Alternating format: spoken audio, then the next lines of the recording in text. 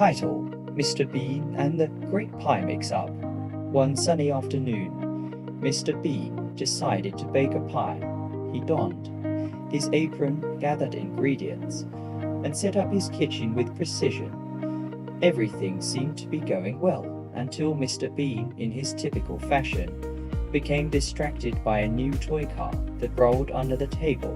As he fumbled with the car, he accidentally knocked over the container of sugar, sending it scattering across the floor. Unperturbed, he swept the sugar back into the container, but didn't notice a bit of flour had spilled onto it. With his apron smeared and flour everywhere, he continued mixing the ingredients.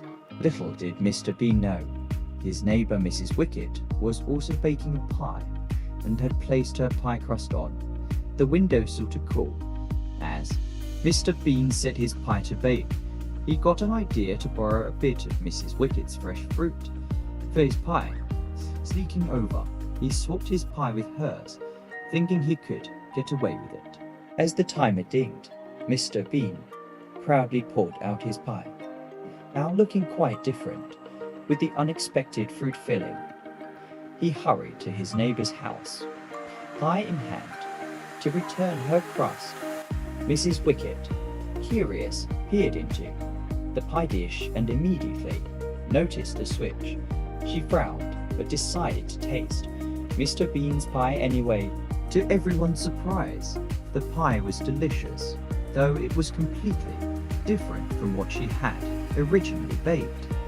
Mrs. Wicket laughed, realizing Mr. Bean's mix-up turned into a happy accident. The neighbors enjoyed a good laugh and a lovely pie party, with Mr. Bean at the center, sheepishly grinning at his accidental success. And so, Mr. Bean's kitchen escapade turned into a delightful community event, proving once again that even his mistakes could lead to something wonderfully unexpected.